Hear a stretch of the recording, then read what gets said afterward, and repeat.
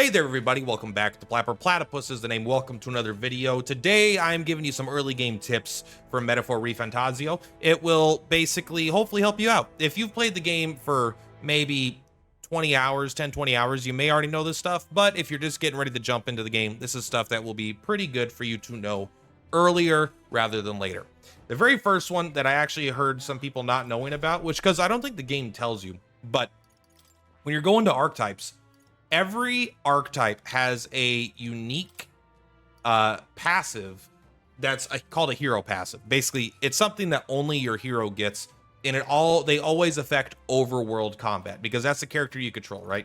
So if you're playing a character like the gunner here, let's just go ahead quickly into this door. Why did I start in the room that I can't use my weapons? Not only do you get a unique passive, you will also get a unique attack, right? So like I attack with my gun. It doesn't look like it, but I promise he attacks with his gun. Right up here. We'll shoot this guy. There's also a melee attack if they get too close. I think that's why. So you can see you can shoot him. Boom, boom, bada boom. There we go. And then if you switch, let's just switch to a second one here. One that people may not have used that much. Like, how about the commander, right? So if you attack with the commander, you have a totally different attack pattern. And you attack with a cool ass fan, and it's kind of like, it looks like a spear. But in addition to that, like I was saying, there are unique skills for each one. So let's go into the menu here, and basically you can just take a look. It'll be the first skill, and if you come over here to any other character, right, they're not going to have this, right? They have the one skill, increase all allies defense. But if you come over here as the protagonist, you start off with enhanced cooperation, makes enemies more likely to be stunned by support attacks in overworld combat. So this could be good if you actually get a support attack. If you don't get a support attack, this could be bad, basically, right? The ones that you're going to want to keep out for, like, there's a bunch of good ones. It seems like all of them in the same chain basically do the same thing. When I say basically, I mean they have all been identical from what I've seen so far. Has a chance of triggering auto dodge. Has a chance of getting an item each time an enemy is stunned or defeated in the overworld. So this gives you a bunch of items if you want to do that. You already get items, but this will be obviously probably a lot more frequently. The ones that you're going to want to keep out for are ones that are economy focused, right? So the one here that I use all the time is the merchant. When you kill things, it just gives you like 10x the money that you would normally get. Like you get a lot. I already did a video on it, so you can watch that one for more details, but the merchant is probably my favorite archetype in the game, and alchemy is absolutely super strong. Another one here is the mage line. This one is super important. It has started to fall off, but to compensate for that, I've also started to gain more money and resources, so I don't need it as much. But definitely in the early game, even in the mid game here, I would say in overworld combat, recovers MP each time an enemy is stunned or defeated. So this will just help you keep your MP up. This is not just for the mage character. This is for your entire party. It will recover all of their mana, but it's at like 1 MP per enemy, right? So it doesn't seem to be a percent. It seems to be flat 1 MP per enemy. So as your MP pools get higher, this will get worse. So even though in the early game you probably want your protagonist to be a mage, you might want to switch off that, maybe to do a merchant. Even the gunner. The gunner's one doesn't really matter. It recovers HP every time an enemy is stunned or defeated, which could be fine to keep your healing up. But you don't really have too many healing problems. I feel like I could usually heal. What makes the gunner good is that ranged attack lets you break pretty much anything. If there's an enemy that's like red, you really can't break it, the gunner is going to help you out there. So the idea is look at these, pick which ones you want, and keep in mind that when you're exploring dungeons, your heroes, protagonists, their archetype will matter more than anyone else's because it'll dictate basically how you enter combat and what you're getting out of it. Number 2, instead of having formations for your party, right? If you come to your party, you could have formations, right? Where you could have, you know, your melee characters in the front, your other characters in the back. I think you should always keep all of your characters in the back row. Always. Always, always, always. So why do I say that? So basically, because the way the game's mechanics works, if you go into combat and a character wants to attack, they could just move to the front row for no action cost and attack, right? So there's no downside to keeping them in the back row other than it might be annoying for you to hit up on the D-pad or something to move them forward. So, but when combat starts, their turn comes around, they're not going to take any less damage. They're just going to move forward and then they're going to attack. and deal full damage. Whereas in the opposite situation, you get ambushed, all your allies will start on the front row and they will take damage, full damage for no reason, when you can keep them on the back row and increase their defense.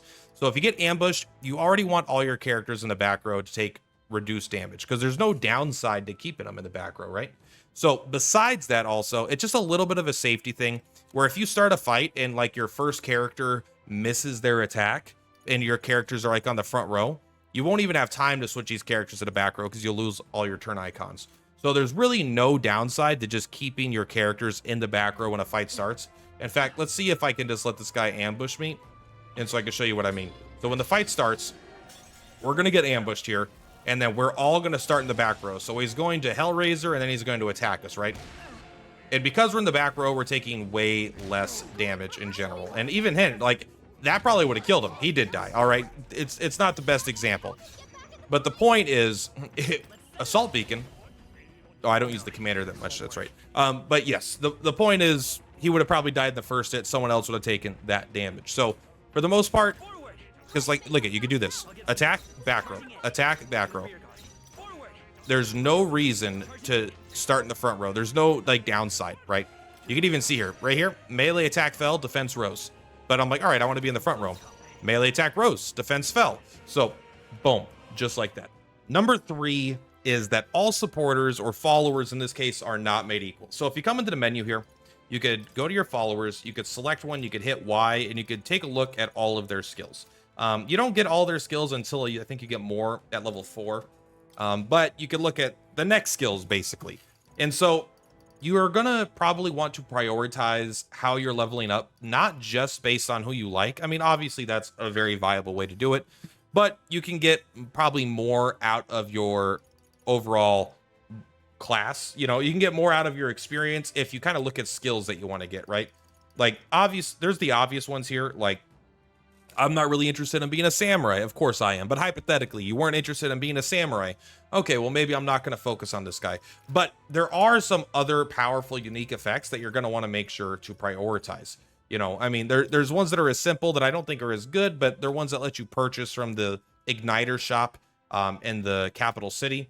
But the ones that I'm thinking about here are specifically Maria and Barden. Maria at stage 4 has 2 really good ones. So once you get stage 4, you get Purpose, increased post-battle experience, which is very powerful. I mean, it's probably like 10%. It's going to just save you a little bit of time, but it's going to be a bit of an unsung hero, I think. I don't know how much you'll actually notice it, but it is nice to have.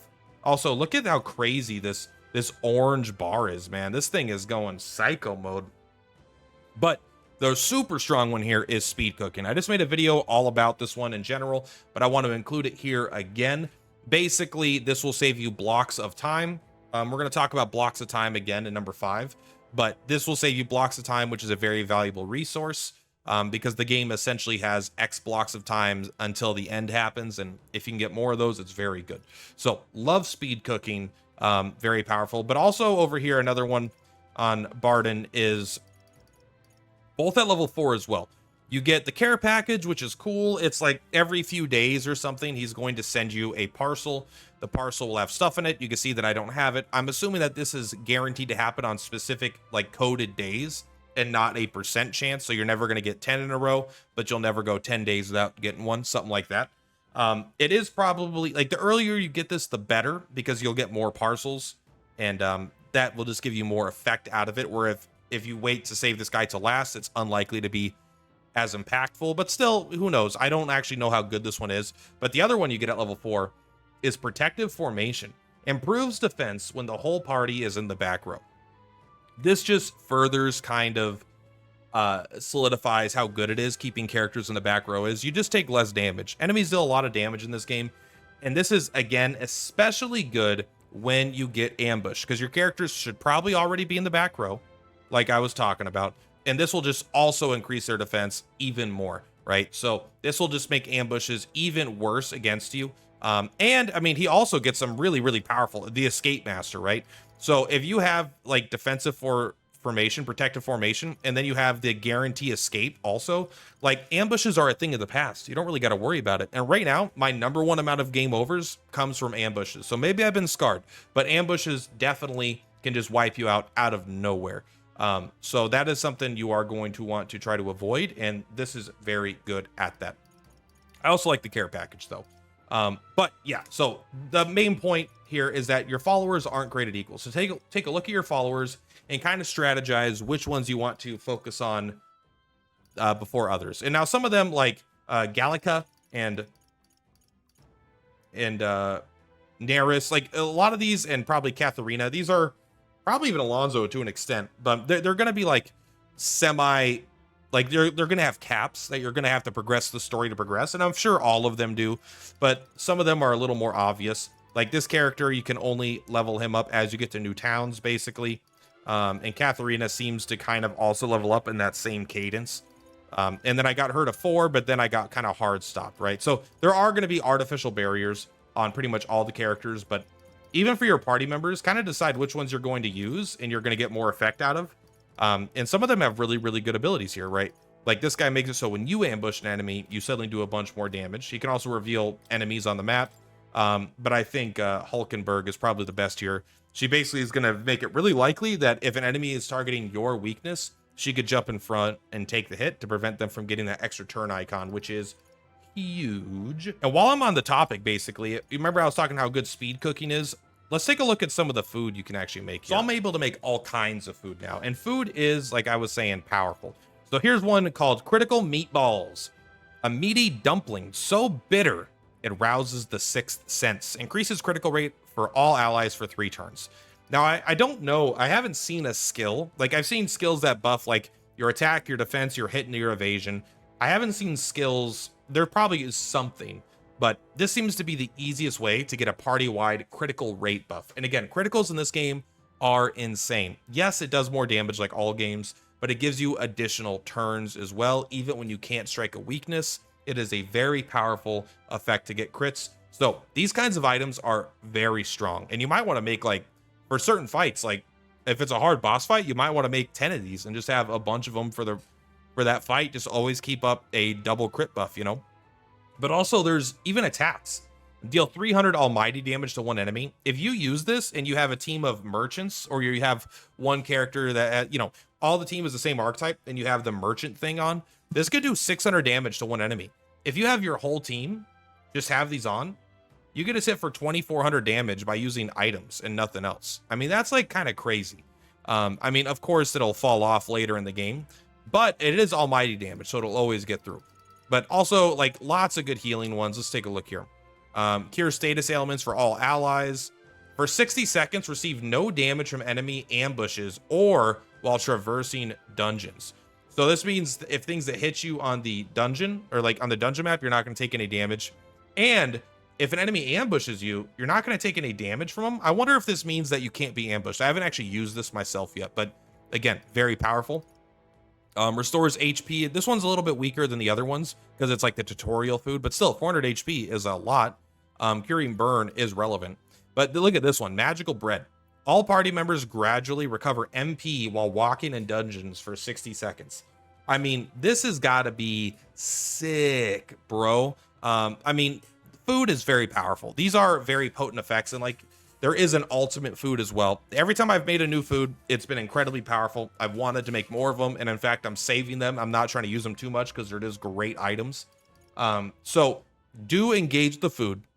I would probably wait till you get speed cooking, so you don't spend a ton of time doing it. I mean, you could do a little bit for sure, but I wouldn't want to go too heavy into it until after you get speed cooking. But while you're going through the game, pick up all the ingredients you could find. You're going to need them, trust me. And finally, I want to talk about time. So if you're a little bit newer to the persona or the time system of this game, time is a very limited resource. Although, I mean, you don't need to stress about it too much. But I mean, if you want to min-max the game and have potentially the most fun experience you can, you are going to want to keep track of your time. And so time is basically separated into blocks, right? You get 2 blocks a day on average. I mean, a lot of these days they're going to go through and it'll be story. You don't get to actually do stuff with your time. But once you get like a main objective, you're going to get like 10, you know, maybe 5 to 20 days or something where you get to spend your time how you want. And so you get 2 blocks of time per day. Different things will take different amounts of time. Most activities are going to take 1 block in the day, and then you could do a different activity at night to take a block. This is why cooking is so powerful, because it makes it so you go from using 1 block of time to 0 blocks of time, basically while you're traveling, right? So it's very, very strong. But beyond that, when you go to like a dungeon, it takes 2 blocks of time. Once you enter the dungeon, it's going to take 2 blocks of time. When you leave the dungeon, you can leave this door, but once you leave the dungeon, you are not able to do anything else for the rest of the day. You will just have to, you know, you'll be done. So when you go to a dungeon, you really, really do want to prepare. You want to be getting your food ready. You want to make sure you have your gear up to snuff. And I know sometimes you have to go to a dungeon to get the money for this stuff, but before you go into a dungeon, you do want to try to make sure you're prepared. You want to clear the dungeon when you're there, at pretty much no matter what the cost is to your characters, right? Even if you have to use all your items, you have to do this. You really ideally want to clear a dungeon the first time you go there, because it takes 2 blocks of time. Even if you don't succeed and you have to leave because you're too hurt, if you go back to that same dungeon again, that means you've spent 4 blocks of time in that one dungeon. And as you get later, like, just to look at some of my quests, like look at all these quests I have, right? I mean, some of these I could turn in because I just completed this dungeon. But it's like, I have to travel for like 3 days and go to 2 different dungeons. And it was a total of 3 dungeons. So I ended up having to travel for 4 or 5 days and go to 3 different dungeons. So we're using a lot of blocks of time just to go around the map and do the normal stuff that you need to do in order to keep going. I wonder if I could look at the world map here. It doesn't look like I could look at it here. So you just want to make sure you go in prepared. Time is a very valuable resource, and you want to make sure you're strong enough to complete dungeons, the harder dungeons, when you go into them, because you don't want to go into a dungeon, realize you can't accomplish anything, and leave having thrown away an entire day. Now, if you do that, your game's not bricked. You're not going to just lose the game, but you are, you know, you are adding a little bit of difficulty to the game where you're going to have to, you know, it's basically going to come at a cost. Maybe it won't stop you from beating the game, but maybe you won't be able to complete one of the followers up the, you know, their max rank. So you won't be able to finish their story in your playthrough, things like that. So there's always stuff to spend the time on that you want to do. Worst case scenario, you get near the end of the game, you've done everything. You just spend time raising your max stats. That's pretty darn good. I will gladly take max stats every day of the week, man. But yes, that is all. Those are some tips from the early game to kind of help you ease into it. And yeah, guys, thank you very much for watching. Purplatypus is Purplatypus. I'll see you on the flip-flops. Bye! Platypus on the rise, watch the views go.